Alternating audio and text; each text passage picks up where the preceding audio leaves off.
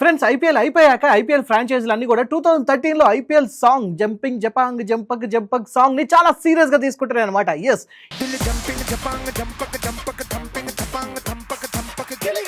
ఎందుకు ఈ జంపింగ్ జపాంగ్ అంటున్నాను అంటే వాళ్ళ దగ్గర ఉన్న ప్లేయర్స్ ఎవరైతే నచ్చలేదు వాళ్ళందరినీ అవతల వైపు పంపించి అక్కడి నుంచి మంచి మంచి ప్లేయర్స్ ఇటువైపు తీసుకొని వస్తున్నారు. ఇప్పుడు ఇందులో ఎవరెవరు చేరారంటే ప్రస్తుతానికి మాట్లాడుకుంది రిషబ్ పంత్ గురించి, కుల్దీప్ యాదవ్ గురించి అండ్ హార్దిక్ పాండ్యా, ఇంకా చాలా మంది గురించి ఇప్పుడు ఫ్రాంచైజీలన్నీ ఆలోచిస్తున్నాయి. అండ్ తొందరగా వీళ్ళని ఇంకొక గూటికి పంపించి అక్కడి నుంచి బెస్ట్ ప్లేయర్స్ తీసుకొని రావాలని చూస్తున్నాయి అనమాట.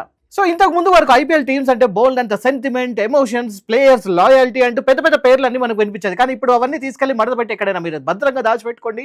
ఎందుకంటే ఇక మీదట మేము అంటే ఫ్రాంచైజీలు తీసుకునే నిర్ణయాలు అన్ని కూడా purely business and purely performance basis మీద మాత్రమే ఉంటాయి అని చెప్పి అంటున్నారు. అంటే లాభం ఎక్కడుంటే అక్కడ మేము మొగ్గు చూపుతాం. So no emotions, no loyalty. దీనికి సంబంధించిన చిన్న చిన్న ట్రైలర్స్ ఆల్రెడీ మనకి ఇప్పుడు వినిపిస్తూనే ఉన్నాయి. ఆ ట్రైలర్ పేరే ట్రేడ్ అండ్ ట్రాన్స్ఫర్. ఎగ్జాక్ట్లీ ఇక మీద ఐపీఎల్ క్రికెట్ కూడా మన యూరోపియన్ ఫుట్బాల్ లీగ్స్ లాగానే నడవబోతున్నాయి అన్నమాట. సో అన్నిటికన్నా ముందుగా మనం ఇప్పుడు ఒక అఫీషియల్ రిపోర్ట్ కన్ఫర్మ్ చేసిన బిగ్ న్యూస్ ఏంటంటే నిన్న మొన్నటి వరకు లక్నో సూపర్ జైంట్స్ కెప్టెన్ గా ఉన్న రిషబ్ పంత్ ఇప్పుడు లక్నోని వదిలేసి ఢిల్లీ క్యాపిటల్స్ కి వెళ్ళిపోతున్నాడు.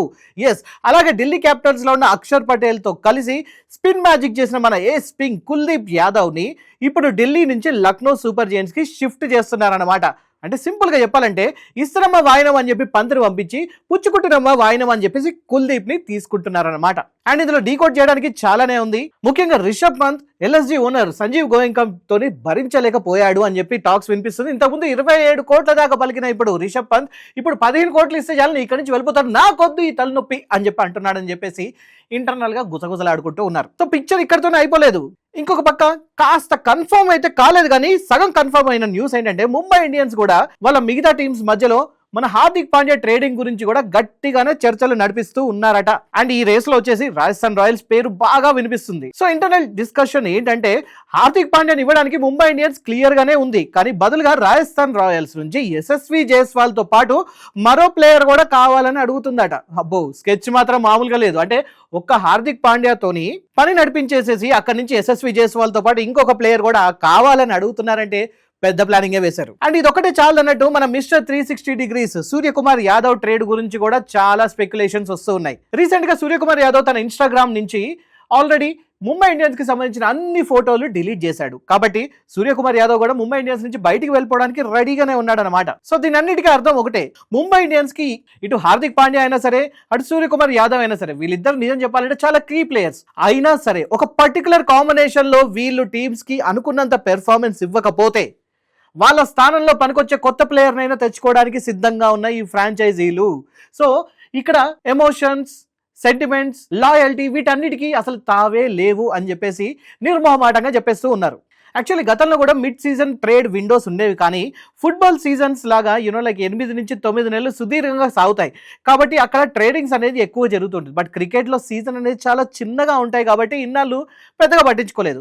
పోయిన సీజన్లో కూడా ముంబై ఇండియన్స్ శార్దుల్ ఠాకూర్ను, షెఫన్ రుదర్ఫోర్డ్ను తెచ్చుకున్నారు. కానీ ఈ గడిచిన సీజన్లో చాలా మంది స్టార్ ప్లేయర్స్ వాళ్ళ రెప్యుటేషన్స్ చాలా దారుణంగా పడిపోయాయి. పెద్ద పెద్ద పేర్లు ఉన్న వాళ్ళు కూడా గ్రౌండ్లో అట్టర్ ఫ్లాప్ అయిపోయారు. దాంతో ఫ్రాంచైజీలు ఇప్పుడు కఠినమైన నిర్ణయాలు తీసుకోవడానికి అస్సలు వెనకాడట్లేదు. ముఖ్యంగా సెంటిమెంట్స్ అయినా లేకపోతే ఎమోషన్స్ అయినా లేకపోతే ప్లేయర్స్ లాయల్టీ అనే ఇవన్నీ వినిపించినప్పుడు మనకు గుర్తొచ్చే ఒకే ఒక్క టీం ఆర్సీబీ కదా. కానీ ఇక్కడ విచిత్రం ఏంటంటే ఆర్సీబీ లాంటి టీమ్స్ కూడా గత కొన్నేళ్లుగా ముఖ్యంగా 2020 నుంచి బెస్ట్ విన్నింగ్ పర్సంటేజ్ చూపిస్తూ లీగ్ మొత్తాన్ని ఒక కొత్త ఫార్ములాకి నేర్పించాయి అనమాట. ఒకప్పుడు ఆర్సీబీ కూడా కేవలం ఎమోషన్స్, ప్లేయర్స్, రెప్యుటేషన్స్ చూసి టీంని సెలెక్ట్ చేసేది. కానీ ఇప్పుడు వాళ్ళు పూర్తిగా కోల్డ్ హార్డ్ డేటా మీద మాత్రమే నడుస్తున్నారు. ఏ పొజిషన్లో ఏ ప్లేయర్కి ఎలాంటి స్టాట్స్ ఉన్నాయి, అతనికి ఇంపాక్ట్ ఎంత బాగా ఉంది, గుడ్ లెంత్ వేస్తే బౌలర్ కావాలంటే అతని గుడ్ లెంత్ ఎలా ఉంది, అండ్ అతనికి బ్యాకప్ ఎవరు. For example Josh Hazlewood, Jacob Duffy లాగా ఇలా ప్రతిదీ పక్కా డేటా చూసి తీసుకుంటున్నారనమాట. ఇవన్నీ ఎందుకు జరుగుతున్నాయంటే టీమ్స్ లో కార్పొరేట్ ఓనర్షిప్ పెరిగే కొద్దీ ఇవన్నీ ఇంకాస్త ఎక్కువ అవుతూ ఉంటాయి. చాలా వరకు ఫ్రాంచైజెస్ అన్ని కూడా పెద్ద పెద్ద బిజినెస్ మ్యాన్ లేదా వాళ్ళ ఫ్యామిలీల చేతుల్లోనే ఉన్నాయి. బట్ ఆర్సీబీ లేదా రాజస్థాన్ రాయల్స్ లాంటి టీమ్స్ లోకి ఇన్వెస్టర్లు, కన్సోర్షియం అంటే పెట్టుబడిదారుల బృందం వచ్చాక వాళ్ళ ఆలోచన విధానం కాస్త మారిపోయింది. వాళ్ళకి ఇక్కడ ఎమోషన్స్ అక్కర్లేదు, కేవలం రిజల్ట్స్ అండ్ పెర్ఫార్మెన్స్ మాత్రమే కావాలి.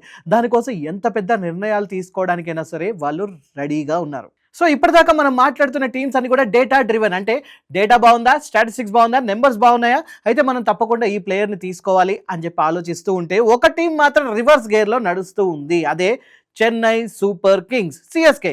పోయిన సీజన్లో 10th పొజిషన్లో ఉంది అండ్ ఈ సీజన్లో నిక్కీ నీలి 8th పొజిషన్లో ఫినిష్ చేసిన వాళ్ళలో ఎటువంటి చేంజెస్ రాలేదు. ముఖ్యంగా స్టీఫెన్ ఫ్లెమింగ్ మాత్రం సిఎస్కే హెడ్ కోచ్గా కంటిన్యూ అవుతూనే ఉన్నాడు. క్రిక్ బస్ రిపోర్ట్ ప్రకారం ఫ్లెమింగ్ టీంలో ఉండాలి అని స్వయంగా ఎంఎస్ ధోనీని చెప్పితేనే ఈ నిర్ణయం తీసుకున్నారా అని చెప్పి చాలా మంది అంటూ ఉన్నారు. అండ్ ఇక్కడ ఫ్లెమింగ్ మొదటి నుంచి కూడా సిఎస్కేతోనే ఉన్నాడు, ఇది గుర్తుపెట్టుకోవాలి.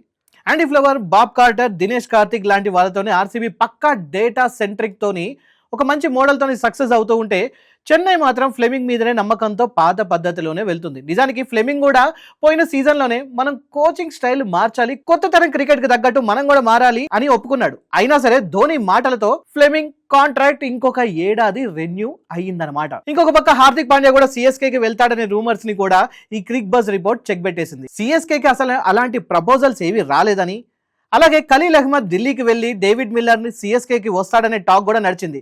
కానీ ప్రస్తుతానికి ఆ డీల్ క్యాన్సిల్ అయిందని అంటూ ఉన్నారు. సో మిల్లర్ ఢిల్లీలోనే ఉంటాడు, ఖలీల్ చెన్నైలోనే ఉంటాడనమాట. సో ఫ్రెండ్స్, నేను మళ్ళీ చెప్తున్నాను, ఈ ట్రేడ్ సైకిల్లో జరగబోయే బిజినెస్ హడావుడి చూస్తే మీ మైండ్ బ్లాక్ అవ్వడం పక్కా ఖాయం. పంత్ కుల్దీప్ స్వాప్ అనేది జస్ట్ ఒక బిగినింగ్ మాత్రమే, ఎండ్ అయితే కాదు. హార్దిక్, సూర్యకుమార్, జైస్వాల్ లాంటి ఎన్నో పెద్ద పేర్లు మారే అవకాశం ఉంది. సో టీమ్స్ తమ లోపాలను సరిదిద్దుకోవడానికి ఎంతకైనా తెగిస్తా, ఇందులో ఎటువంటి డౌట్ లేదు. సో ఇక మీదట మీ ఫేవరెట్ ప్లేయర్ ఫలానా ఒక టీంకి మాత్రమే ఉంటాడు, ఒక ఫ్రాంచైజీకి మాత్రమే ఉంటాడు అనుకుంటే మాత్రం పొరపాటే. సో ఇక్కడ మీరు డిసైడ్ చేసుకోవాలి, మీ ఫేవరెట్ ప్లేయరా లేకపోతే మీ ఫేవరెట్ ఫ్రాంచైజా అనేది. ఎందుకంటే చాలా మంది సిఎస్కే ఫ్యాన్స్ మన తెలుగులో ఉన్నారు, వాళ్ళు సిఎస్కేకి ఎందుకు ఫ్యాన్స్ అంటే ధోని వల్ల అంటారు. అట్ ది సేమ్ టైం మన తెలుగు వాళ్ళు చాలా మంది ఆర్సీబీకి కూడా ఫ్యాన్స్ ఉన్నారు. ఎందుకని అంటే ఆబ్వియస్లీ అక్కడ విరాట్ కోహ్లీ ఉన్నారు అని చెప్పేసి. కొంతమంది ముంబై ఇండియన్స్ ఫ్యాన్స్ కూడా ఉన్నారు, ఎందుకంటే రోహిత్ శర్మ ఫ్యాన్స్ అనేది ఉంటారు కాబట్టి ఒకవేళ వీళ్ళల్లో ఎవరైనా చేంజ్ అయితే లేకపోతే వాళ్ళల్లో ఎవరైనా రిటైర్ అయితే ఆ తర్వాత ఆ ఫ్రాంచైజీకి ఇదే ఫ్యాన్ బేస్ ఉంటుందా లేదా మీరు కామెంట్లో నాకు చెప్పండి. సో బాటమ్ లైన్ ఏంటంటే క్రికెట్ ఇప్పుడు పక్క ఫుట్బాల్ దారి నడుస్తుంది అనమాట. ఇక్కడ ఎమోషన్స్కి చోటు లేదు. ఒక చోట క్లిక్ అవ్వకపోతే నిన్ను ఇంకొక చోటికి ట్రేడ్ చేసేస్తారు.